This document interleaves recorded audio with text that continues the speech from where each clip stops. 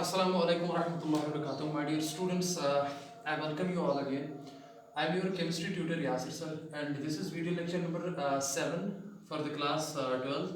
We are discussing the chapter carboxylic acids and आज का जो हमारा टॉपिक है वो है केमिकल प्रॉपर्टीज। केमिकल प्रॉपर्टीज का मतलब है आज हमने इस लेक्चर में chemical reactions of carboxylic acids पढ़ना है। तो आज का लेक्चर स्टार्ट करते हैं। तो आज मैं जो पढ़ूंगा वो ये है that reaction of carboxylic acids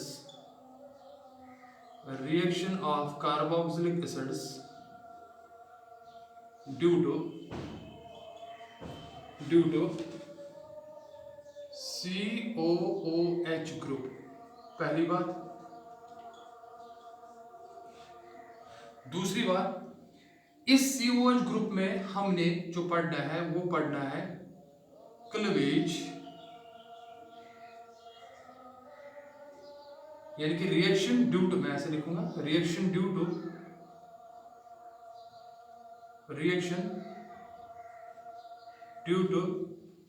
cleavage of OH bond, reaction due to cleavage of OH bond of COOH group. इस बात को समझिए, यानी कि कार्बोक्सिलिक एसिड की जब हम केमिकल प्रॉपर्टीज पढ़ते हैं, केमिकल रिएक्शन पढ़ते हैं, तो वो होती है due to functional group COOH। लेकिन आज की जो हम रिएक्शन स्टार्ट करेंगे इसमें COH ग्रुप में आपको पता है दैट COH ग्रुप का स्ट्रक्चर ये होता है C डबल बॉन्ड OH, यानी कि एक तो कार्बोनिल ग्रुप होता है और हाइड्रोक्सिल ग्रुप होता है। तो आज की रिएक्शन जो है वो हम पढ़ेंगे due to cleavage of this oxygen and hydrogen bond. तो so far as this cleavage of oxygen hydrogen bond is concern, इसका मतलब है बेसिकली जब ऑक्सीजन हाइड्रोजन बॉन्ड क्लीव होता है ना डियर स्टूडेंट्स, तो वहां पे आप देखोगे एक तो C double bond O negative निकलेगा और प्लस H प्लस निकलेगा। आप खुद ही समझो, यानी क्या करें, बॉन्ड क्लीव होगा और बॉन्ड इलेक्ट्रॉन दोनों ऑक्सीजन पे जाएंगे, तो वहां पे एक तो आपका ये आयन बनेगा और उस एसिड देता है, यानी कि H प्लस देता है। यानी कि इसका मतलब ये है, हमें आज जो chemical reaction, chemical property carboxylic acid की पढ़नी है, उसमें हमें बेसिकली पढ़ना है एसिडिक नेचर। उसमें हमें पढ़ना है basically acidic nature of COOH group, और वो एसिडिक नेचर आप देखते हो तब होगा जब ऑक्सीजन हाइड्रोजन बॉन्ड क्लीव होगी, H प्लस निकलेगा। आपको पता है दो substances which have tendency to give H plus ion in aqueous solution, उनको हम एसिड्स कहते हैं। तो आज की रिएक्शन ये है, और आज हम देखेंगे कि आपको पता है कार्बोक्सिलिक एसिड्स को मैं पहले आपको ऐसे दिखाऊंगा, RC डबल बॉन्ड OOH, ऐसे जब इनको आप पानी में डालोगे H2O, जब आप डियर स्टूडेंट्स इनको पानी में डालोगे, वाटर में डालोगे, तो वहां पे क्या होती है, वहां पे आयोनाइजेशन होता है। आयोनाइजेशन होगा तो उस टाइम एसिड जो है वो ये एक्ट करेगा, और उस टाइम वाटर जो है यहाँ पे वो प्रोटॉन एक्सेप्टर होता है। कार्बोक्सिलिक एसिड प्रोटॉन डोनर होता है और ये यहाँ पे प्रोटॉन एक्सेप्टर होता है। मैं ऐसे भी लिख सकता हूँ दैट ये प्रोटॉन डोनर होगा, this will B proton donor, और यहाँ पे वाटर जो एक्ट करेगा वो प्रोटॉन एक्सेप्टर होगा। तो अगर आपने लवरी ब्रोंस्टेड कॉन्सेप्ट पढ़ा होगा, जो प्रोटॉन एक्सेप्टर्स होते हैं वो बेसिस एक्ट करते हैं, तो यहाँ पे वाटर बेस एक्ट करता है। तो होगा क्या, आप देखोगे ये H प्लस जब इसको देगा तो वो ऑक्सीजन पे जो लोन पेयर होगी वो उस पर एक्सेप्ट करेगा, तो H2O के बजाय H3O प्लस बनेगा, जिसको हाइड्रोनियम आयन भी कहते हो, और बीच में आपका ये आयन बना RC डबल बॉन्ड O, और यहाँ पे नेगेटिव चार्ज आएगा और प्लस, इसको कहते हैं कार्बोक्सिलेट आयन। और वहां पे आप H3O प्लस भी लिख सकते हो डियर स्टूडेंट्स, आप यहाँ पे H प्लस भी ऐसे भी लिख सकते हो। अब कार्बोक्सिलिक एसिड इसीलिए एसिड एक्ट करता है बिकॉज इसका जो कंजुगेट बेस जो होती है इसकी, देखिए कंजुगेट एसिड और कंजुगेट बेस में फर्क जो होता है खाली प्रोटॉन का होता है। अगर मैं आपको कहूंगा ये एसिड है, बताओ इसकी कंजुगेट बेस क्या है, आप इसे एक H हटा देना, तो H जब हटाओगे आपको ये मिलेगा, उसको कार्बोक्सिलेट आयन कहते हैं। और कार्बोक्सिलेट आयन बनेगा बिकॉज ये रेजोनेंस स्टेबलाइज्ड है, because this is resonance stabilized, this is resonance stabilized. इसीलिए कार्बोक्सिलिक एसिड जो है वो प्रोटॉन डोनर्स होते हैं, बिकॉज प्रोटॉन देने के बाद जो उनका नेगेटिवली चार्ज्ड आयन बनता है जिसको आप कार्बोक्सिलेट आयन कहते हो, माय डियर स्टूडेंट्स, वो कार्बोक्सिलेट आयन जो है वो रेजोनेंस स्टेबलाइज्ड होता है, इसीलिए ये H+ जो है देता है। अब जब ये H+ देगा तो जाहिर सी बात है आप देखोगे due to its acidic nature, जब ये H+ दे रहा है तो इसीलिए हम कहते हैं कि कार्बोक्सिलिक एसिड का एसिडिक नेचर है, because it has tendency to give H+। And अगर आप कार्बोक्सिलिक एसिड को, सिंस ये एसिड एक्ट करता है in water, if you will perform the reaction of carboxylic acid in with active metals such as sodium, such as potassium, even with the certain compounds which are even weak bases like we have sodium carbonate, we have potassium carbonate, तो वहां पे भी ये reaction दिखाते हैं उनके साथ, तो उससे हमें प्रूव होता है कि कार्बोक्सिलिक एसिड जो है ये एसिड एक्ट करते हैं। देखिए पहले मैं दिखा दूंगा आपको रेजोनेंस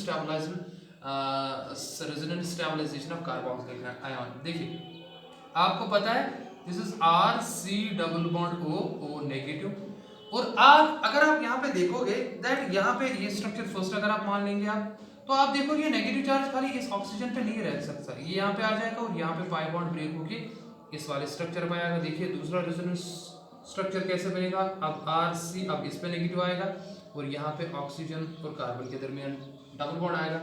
इसका मतलब क्या हुआ, इसका मतलब ये हुआ दैट नेगेटिव चार्ज जो है वो खाली एक ऑक्सीजन एटम पे नहीं रह रहा है, वो डीलोकलाइज हो रहा है।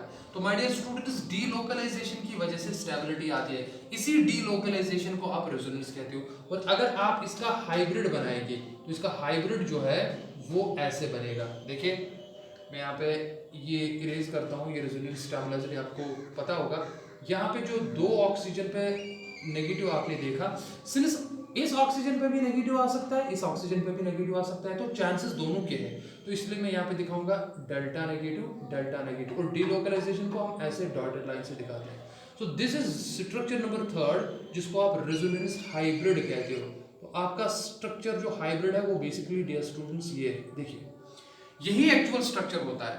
So because of the resonance stabilization of the carboxylate ion, because it is stable, carboxylic acids have easy tendency to give H+ ion in the aqueous solution and act as an acid, उसी को हम कहते हैं acidic nature. लेकिन अब इस चीज को पूरा कंफर्म करने के लिए, प्रूव करने के लिए हमें रिएक्शन देखनी है जो कि यूजुअली एसिड्स दिखाते हैं। तो आप सब ने पढ़ा होगा दैट एसिड्स कौन सी रिएक्शन दिखाते हैं, acids show the reaction that they react with active metals to form corresponding salt with the liberation of hydrogen gas। देखिए अगर आप कार्बोक्सिलिक एसिड को, मैं यहाँ पे लेता हूँ RCOOH, अगर आप इसको एक्टिव मेटल सपोज सोडियम के साथ ट्रीट करोगे, लेकिन एक इंपॉर्टेंट बात याद रखनी है, आपको एक्वस में लेना पड़ेगा। जब तक आप कार्बोक्सिलिक एसिड वाटर में नहीं डालेंगे तब तक वो H+ नहीं देख सकता। देखिए यहाँ पे सिंस आपने खुद देखा एक मॉलिक्यूल कार्बोक्सिलिक एसिड का एक H+ देगा। सिंस आप देखिए यहाँ पे, अगर आपको, चलिए पहले रिएक्शन करते हैं। देखिए तो यहाँ पे क्या होगा, यहाँ पे रिएक्शन जो होगी एसिडिक रिएक्शन होगा, ये H+ देगा, बिकॉज सोडियम जो है ये मेटल है और मेटल की जो रिएक्टिविटी होती है वो हाइड्रोजन से ज्यादा है, इसलिए मेटल हाइड्रोजन को रिप्लेस करेगा, खुद यहाँ पे इसके साथ कंबाइन होगा, बनाएगा RC double bond O negative Na। देखिए प्लस और हाइड्रोजन गैस इवॉल्व होगा, H2 गैस जो है वो बाहर चला जाएगा। सिंस यहाँ पे हाइड्रोजन मैंने 2 निकाले, इसलिए आपको ये 2 टाइम्स लेने पड़ेंगे, दैट मींस ये भी 2 टाइम्स बनेंगे, फिर सोडियम भी 2 आएंगे, तो यहाँ पे ये रिएक्शन बैलेंस होगी। इसको कहते हैं सोडियम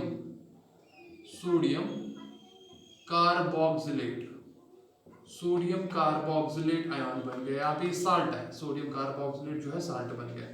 तो वही है that acids react with metals to form corresponding salt with the liberation of hydrogen gas। ठीक है ना, बात समझ आ गई ना आपको। देखिए इतना ही नहीं, आप देखोगे तो कार्बोक्सिलिक एसिड का मेटल के साथ साल्ट बना के हाइड्रोजन गैस प्रूव करता है कि इसका एसिडिक नेचर है। इतना ही नहीं, ये कहते हैं कि even it reacts with certain compounds such as carbonates and bicarbonates. देखिए अगर मैं यहाँ पे लेता हूँ RCOOH और मान लो मैंने एक्वस फॉर्म तो लेना ही है, और मान लो मैंने इसको सोडियम कार्बोनेट के साथ रिएक्शन की Na2CO3, देखिए सबसे इंपॉर्टेंट चीज मैं आपको अभी बताने जा रहा हूं, यहां पे जब रिएक्शन होगी ना तो यहां पे फिर से साल्ट बनेगा। देखिए डियर स्टूडेंट्स यहां पे फिर से साल्ट बनेगा, वही बनेगा RCOONA। ऑफ कोर्स सिंस यहाँ पे 2 टाइम्स Na है तो यहाँ पे ट्वाइस लगा दोगे, इसका मतलब ये 2 टाइम्स आएगा। लेकिन एक इंपॉर्टेंट बात याद रखनी है आपको, यहाँ पे कार्बन डाइऑक्साइड गैस बाहर जाएगा और of course water. Carbon dioxide gas का बनना ये ब्रिस्क इफरविसेंस, इफरविसेंस का मतलब है जब कोई गैस जो है वो जल्दी जल्दी ऊपर आ जाती है, उसको इफरविसेंस कहते हैं। तो ये basically production of carbon dioxide gas when you put sodium carbonate in an aqueous solution of a particular compound, say if it is an acid, it is basically used as a test for the detection of carboxylic acid। यानी कि अगर आपको एक compound दिया गया है, मान लो एक बीकर में है कंपाउंड, ठीक है ना, आपने उसका एक्वस सॉल्यूशन बनाया, आपको नहीं पता है कि ये एसिड है, ये अल्कोहल है, ये फिनॉल है, ये अल्डिहाइड है, ये कीटोन है, तो आप क्या करेंगे काम, आप उसमें सोडियम कार्बोनेट डालिए Na2CO3 जो मैंने ऊपर डाला। अगर आपने देखा कि सोडियम कार्बोनेट के डालने से यहाँ पे गैस बन गया और वो जल्दी जल्दी ऊपर आ गया लाइक दिस, और ये गैस कौन सा गैस होगा, ये हाइड्रोजन गैस होगा। हाइड्रोजन गैस को आप एक्सपेरिमेंट में देख भी सकते हो, आप एक बर्नड मैच स्टिक जो है वो लाओगे और अगर यहाँ पे पॉपिंग साउंड प्रोड्यूस होगी इसका मतलब ये हाइड्रोजन गैस है। सॉरी हाइड्रोजन तो नहीं निकलता यहाँ पे, तो कार्बन डाइऑक्साइड आता है। चलो अगर आपने बर्निंग मैच स्टिक लाई भी तो वो बर्निंग मैच स्टिक जो है डियर स्टूडेंट्स वो क्या होगी, वो एक्सटिंग्विश होगी, वो बुझ जाएगी, बिकॉज कार्बन डाइऑक्साइड कंबशन को सपोर्ट नहीं करता। तो आप यहां पे देखेंगे कार्बन डाइऑक्साइड का बनना जब आपने इसमें सोडियम कार्बोनेट डाला वो प्रूव करेगा कि इसमें जो एसिड है वो कार्बोक्सिलिक एसिड था, RCOH, यानी कि ये वाला एसिड। आप HCl के साथ डालोगे ना तो वहां पे हाइड्रोजन गैस प्रोड्यूस होगा, कार्बोक्सिलिक एसिड में ये कार्बन डाइऑक्साइड CO2 बाहर जाता है और आपका साल्ट बन जाता है। ठीक है ना माय डियर स्टूडेंट्स, एक तो आपका साल्ट बनेगा और ऊपर से आपका कार्बन डाइऑक्साइड गैस जो है वो बाहर जाएगा। And carbon dioxide gas basically यहाँ से निकलता है, तो सोर्स ऑफ कार्बन डाइऑक्साइड यहाँ से निकलता है, CO2 यहाँ से निकलता है और सोडियम जो है वो इसके साथ जुड़ जाता है। कार्बोक्सिलिक एसिड ये टेस्ट क्यों दिखाते हैं, देखिए मैं आपको एक इंपॉर्टेंट बात बताना चाहूंगा। कहते हैं अगर आप ये रिएक्शन अल्कोहल के साथ करोगे, देखिए मैं समझाता हूँ आपको, एक इंपॉर्टेंट चीज मैं आपको समझाऊंगा, ये पहले मैं क्लियर करूंगा। चलो इससे तो क्लियर हो गया आपको कि since carboxylic acids have a tendency to form salt with the active metals, that means they have acidic property, that means they are acidic in nature। एक इंपॉर्टेंट बात याद रखिए, क्या अगर आप डियर स्टूडेंट्स अल्कोहल लेते हो ROH, देखिए ROH आपको पता ही अल्कोहल है। दूसरा अगर आप लोगे फिनॉल आपको पता है क्या है, C6H5OH। तो चलो मैं ऐसे बनाता हूं, ये फिनॉल मान लो है और ये मान लो अल्कोहल है। देखो ये फिनॉल है, फिनॉल। और तीसरा अगर आप लेते हो RCOH, देखिए RCOH, इसको आपको पता है, इसको आप कहते हो कार्बोक्सिलिक एसिड। आपको समझ आ रहा है ना? देखिए कहने का क्या मतलब है, आपने अल्कोहल्स के साथ भी रिएक्शन पढ़ी होगी, जब आप इनको वाटर में डालते हो यानी कि एक्वस सॉल्यूशन तो बनाना है, और उसके साथ अगर आप इनकी मेटल्स के साथ रिएक्शन करोगे तो यहां पे RONA बनेगा प्लस यहां पे हाइड्रोजन गैस बाहर जाएगा। दूसरी बात फिनॉल के साथ ट्रीट करोगे, देखिए, और मेटल के साथ रिएक्शन कराओगे, रिएक्शन आप खुद बैलेंस कर सकते हो, वो कोई मसला नहीं है।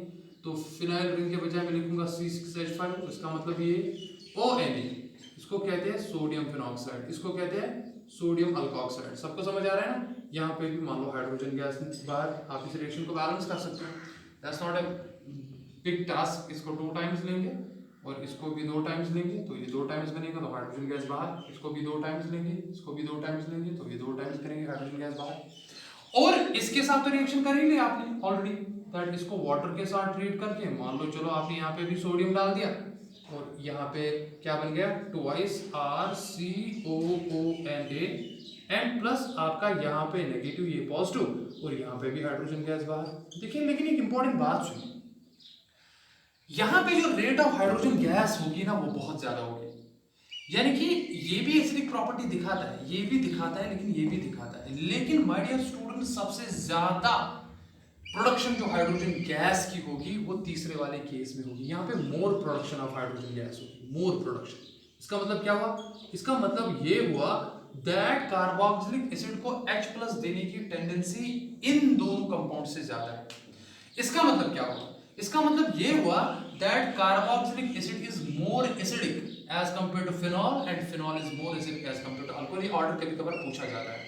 और एक इंपॉर्टेंट रिएक्शन जो मैं आपको बताना चाहूंगा, अगर आप अल्कोहल की रिएक्शन, देखिए मैं यहाँ पे लिखता हूं, अगर आपने मान लो सोडियम कार्बोनेट लिया, देखिए एक इंपॉर्टेंट चीज Na2CO3 या कोई भी कार्बोनेट लिया, पोटेशियम कार्बोनेट, सोडियम कार्बोनेट, अगर आपने इसकी रिएक्शन की, देखिए यहाँ पे अगर आपने इसकी रिएक्शन की अल्कोहल के साथ ROH के साथ, अगर आपने इसकी रिएक्शन की फिनॉल के साथ दैट मींस C6H5OH के साथ, और मान लो अगर आपने रिएक्शन की इसकी कार्बोक्सिलिक एसिड के साथ, मैं आपको एक इंपॉर्टेंट बात जो बताने जा रहा हूं वो ये कि इन तीनों के केसेस में आपको से एक्वस सॉल्यूशन लेने पड़ेंगे। आपको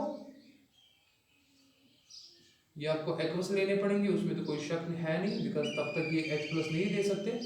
लेकिन मैं एक इंपॉर्टेंट बात जो आपको कहना जा रहा हूं वो ये कि आप देखोगे कि सोडियम कार्बोनेट अल्कोहल के साथ कोई रिएक्शन दिखाएगा ही नहीं। मतलब क्या है यहां पे रिएक्शन, मतलब no carbon dioxide will be evolved, ये नहीं करेगा।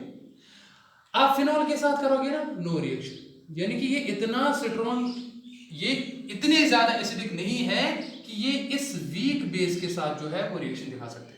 और तीसरी बात, लेकिन अगर आपने इसको इसके साथ ट्रीट किया, यहां पे एक तो आपका साल्ट बनेगा प्लस कार्बन डाइऑक्साइड गैस जो कि इंपॉर्टेंट है, और प्लस वाटर बाहर जाएगा। देखो मुझे कहना क्या है, मैं फिर से कह रहा हूं, मुझे कहना यह है दैट कार्बोक्सिलिक एसिड की एसिडिक स्ट्रेंथ फिनॉल से भी ज्यादा है और इससे भी ज्यादा है। इसीलिए आप देखोगे कि अगर आप इन तीनों को सोडियम कार्बोनेट के साथ ट्रीट कराओगे, वहां पे खाली कार्बोक्सिलिक एसिड बेसिक एफिशिएंसी करके कार्बन डाइऑक्साइड गैस प्रोड्यूस करेगा, फिनॉल एंड अल्कोहल नहीं करेगा। ठीक है ना? और इसका रीजन भी आपको पता होना चाहिए। देखिए जाहिर सी बात है, आप देखोगे मैंने अभी कहा मेन रीजन क्या है, अगर आप एसिडिक ऑर्डर देखोगे तीनों का, वो है वो क्यों ज्यादा है, बिकॉज आप देखोगे अल्कोहल जो, चलो मैं इरेज करता हूँ, चलो ये चीजें तो आपको समझ आई होगी। देखिए मैं इंपॉर्टेंट बात जो आपको बताने जा रहा हूँ वो ये, मैंने क्यों कहा दैट कार्बोक्सिलिक एसिड ही इसकी एसिडिक स्ट्रेंथ ज्यादा है देन फिनॉल और उसके बाद देन अल्कोहल। देखो क्यों, मैंने आपको कहा कि अगर आप एसिडिक स्ट्रेंथ ऑर्डर की बात करेंगे, एसिडिक स्ट्रेंथ ऑर्डर की आप बात करेंगे, देखिए एसिडिक स्ट्रेंथ की ऑर्डर की जहां तक बात है तो उस टाइम RCOOH की एसिडिक स्ट्रेंथ ग्रेटर होगी देन C6H5OH, उसकी एसिडिक स्ट्रेंथ ग्रेटर होगी देन ROH। इस बात को समझ ही लो। रीजन क्या है, देखिए यहां पे जब H+ निकलेगा, जरा मुझे बताओ यहां पे कौन सा आयन बनता है, RC+OO नेगेटिव कार्बोक्सिलेट आयन। यहां पे जब निकलेगा तो वहां पे क्या बनेगा, यहां पे बनता है, देखिए मैं ऐसे बनाऊंगा, चलिए मैं ऐसे बनाता हूं आपके लिए, यहाँ पे O नेगेटिव बनेगा, इसको फिनॉक्साइड आयन कहते हैं। और यहाँ पे जो H+ छोड़ के जो आयन बनेगा वो उसको R नेगेटिव कहते हैं। तो इस आयन को आप कहते हो carboxylate ion, this ion is called as carboxylate ion, this ion is called as phenoxide, phenoxide ion, और इस आयन को अल्कोक्साइड कहते हैं।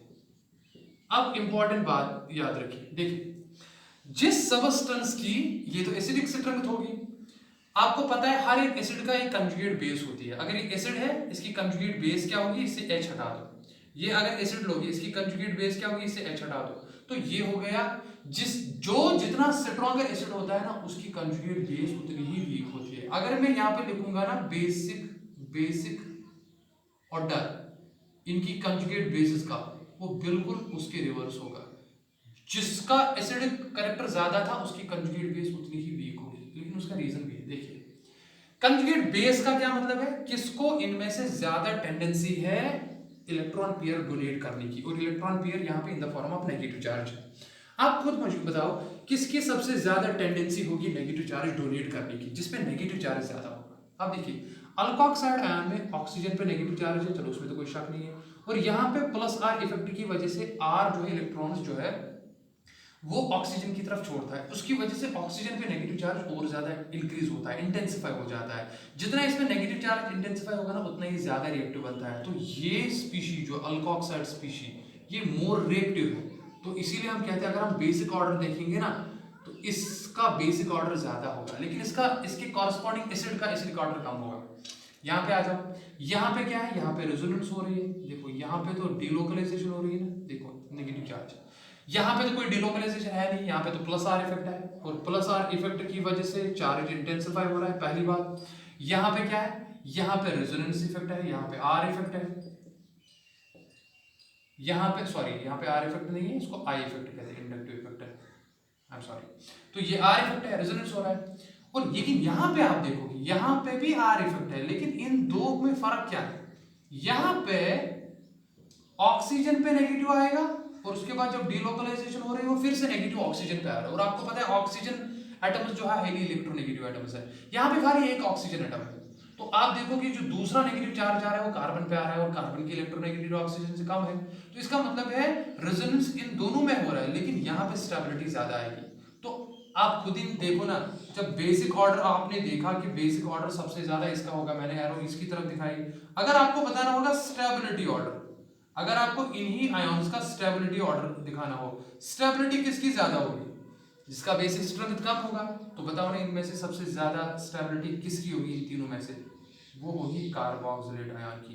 कार्बोक्सिलेट आयन की सबसे ज्यादा स्टेबिलिटी होगी, उसके बाद फिनॉक्साइड आयन की होगी, और उसके बाद जो है वो अल्कोक्साइड आयन की होगी। ये सबको समझ आ गया ना? तो since the stability of carboxylate ion is greater as compared to phenoxide ion, which in turn is greater as compared to alkoxide ion. That is why the carboxylic acids are stronger acids as compared to phenols, which in turn are stronger acids as compared to alcohols. एक और important बात जो मैं आपको बताना चाहूंगा वो मैं यहाँ पे लिखाऊंगा।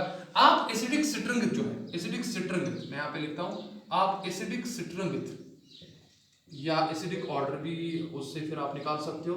आप एसिडिक सिट्रंगित ऑफ एनी एसिड, देखो आप किसी भी एसिड की एसिडिक सिट्रंगित निकाल सकते हो इन टर्म्स ऑफ Ka, और उसको हम कहते हैं pKa वैल्यूज। इस चीज को समझिए, मैं आपको ये क्लियर करूंगा ये क्या होता है। देखिए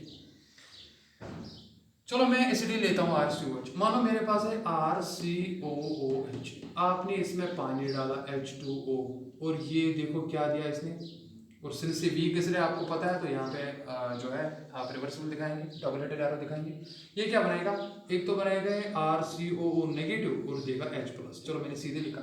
जरा इस रिएक्शन का इक्विलिब्रियम कांस्टेंट बताओ, Kc किसके बराबर होगा? That will be equal to the concentration of RCO negative into H+, आप H3O भी लिख सकते हो, divided by RCOOH multiplied by water. सबको क्लियर हो रहा है?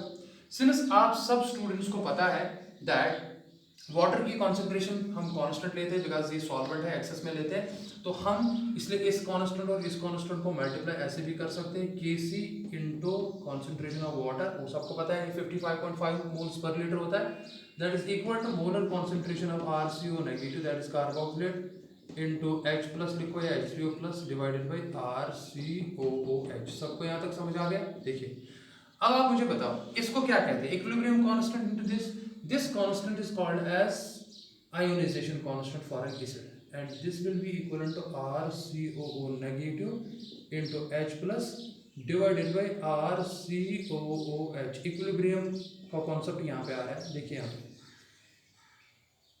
अब खुद ही समझो ना, देखिए यहाँ पे खुद समझो। चलो ये मैं इरेज करता हूँ, ये तो आपको समझ आया होगा। आप खुद बताइए मुझे, यहाँ पे मैं फिर से ये इक्वेशन यहाँ पे लिखता हूँ, Ka is equal to molar concentration of RCOO negative into H+ divided by RCOOH। सबको समझ आ गया क्या यही है? बिल्कुल। और इस Ka को हम क्या कहते हैं? This Ka is called as ionization constant for an acid. इसको कहते हैं आयोनाइजेशन कांस्टेंट फॉर एसिड, और यहाँ पे एसिड है weak acid, that is carboxylic acid. देखिए आपको पता है जितना एक एसिड H पॉजिटिव ज्यादा देगा उतना उसका Ka वैल्यू ज्यादा है। बताओ ना Ka वैल्यू का वैल्यू कब ज्यादा होगा? जब H प्लस ज्यादा होगा। देखिए ना, तो मैं क्या लिख सकता हूँ, Ka is directly proportional to concentration of H plus. और जितना H प्लस ज्यादा है उतना Ka ज्यादा है, और जितना Ka ज्यादा है मैं यहां पे लिखूंगा greater the H plus ion concentration. देखिए ना, greater the H plus ion concentration comma comma greater greater will be Ka and hence more stronger is acid। जाहिर सी बात है। तो आप एक इंपॉर्टेंट पॉइंट याद रखेंगे, जिस एसिड का Ka वैल्यू का ज्यादा होगा, Ka का वैल्यू ज्यादा होगा, उसकी स्ट्रेंथ भी ज्यादा होगी। इसका मतलब है वो ज्यादा H प्लस देगा। लेकिन आपके कभी कभार जो क्वेश्चन पूछा जाता है वो Ka के हिसाब से नहीं पूछा जाता, वो एक कॉन्सेप्ट के हिसाब से पूछा जाता है जिसको हम कहते हैं pKa वैल्यू, pKa। और pKa किसके बराबर होता है मैं आपको बता दूं जिनको नहीं पता है, माइनस लॉगरिथम ऑफ K।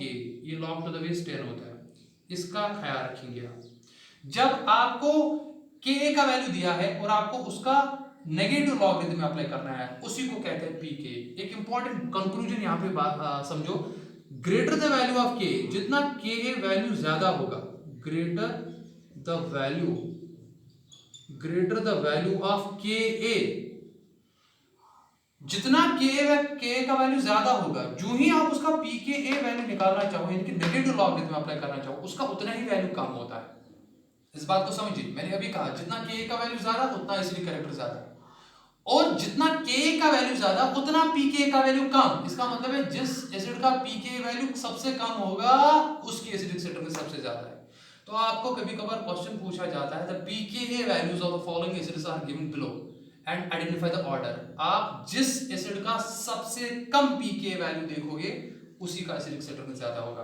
तो greater the value of Ka comma laser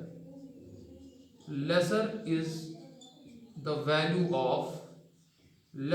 value of its pKa। इस बात को समझिए, जिस एसिड का pKa वैल्यू कम होगा उस एसिड का my dear students acidic character ज्यादा होगा। Lesser the pKa value, greater is the acidic strength. तो यहां पे एक नोट आया आपको, lesser the pKa value of an acid comma greater is its acidic strength। इस बात को समझिए, ठीक है ना, सबका क्लियर हो गया। और तीसरा इंपॉर्टेंट पॉइंट एसिडिक स्ट्रेंथ किस चीज से इंक्रीज हो सकती है।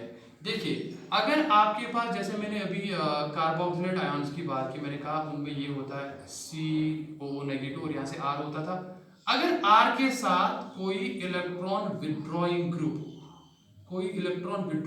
प्रेजेंट है, इलेक्ट्रॉन विड्रॉ कर रहेगा। देखो, जितना यहाँ पे नेगेटिव चार्ज का मतलब है इलेक्ट्रॉन्स, जितना एक इलेक्ट्रॉन विड्रॉइंग ग्रुप इलेक्ट्रॉन्स को अपनी तरफ खींचेगा ना, अपनी तरफ डिस्पर्स करेगा नेगेटिव चार्ज को, उतना यहाँ पे चार्ज कम होगा, उतनी स्टेबिलिटी बढ़ जाएगी। तो याद रखिए, electron withdrawing groups increases the acidic. तो मैं यहाँ पे लिखूंगा, यहाँ पे इलेक्ट्रॉन विड्रॉइंग ग्रुप्स जो है वो इंक्रीज करते हैं, दे increases the stability। मैं ऐसे लिखूंगा, they increase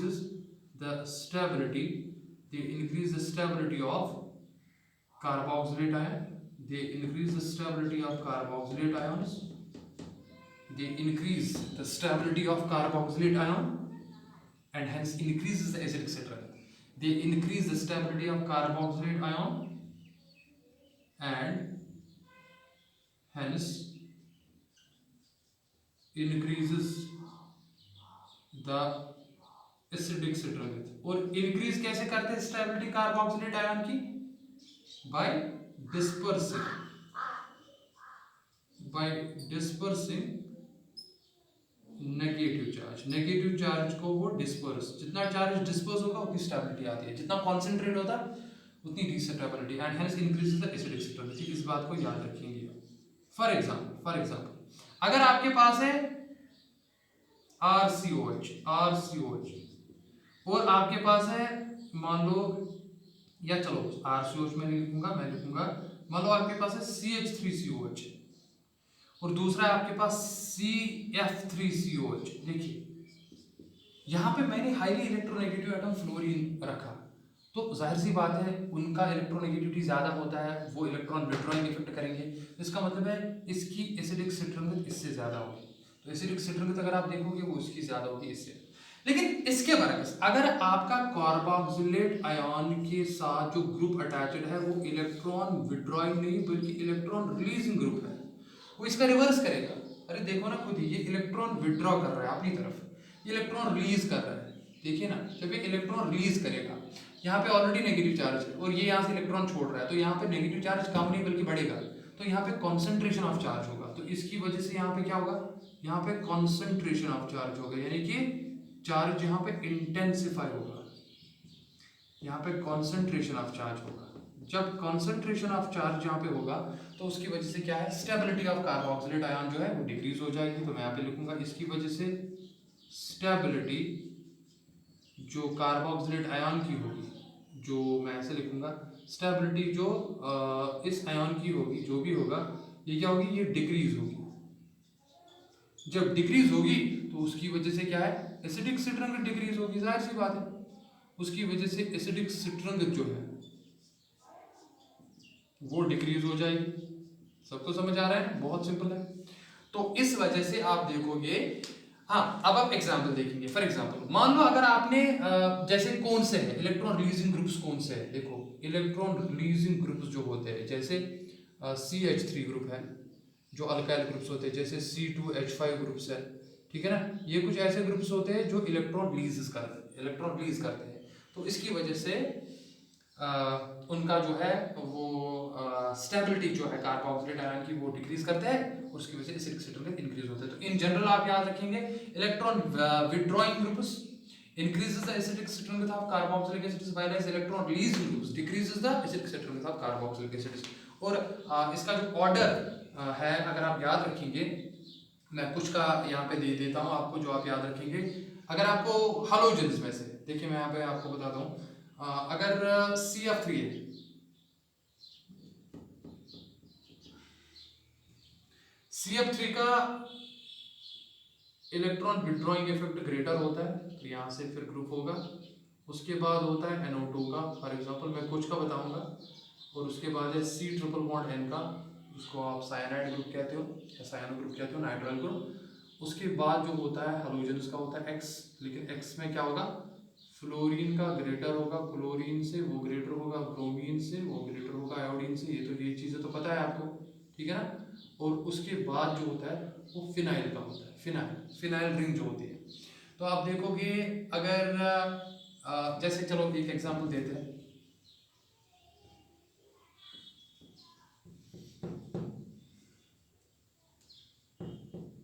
मान लो अगर आपके पास ऐसे है CF3 COOH एक, दूसरा है CH2 NO2 एक ग्रुप एंड COH, तीसरा आपके पास मान लो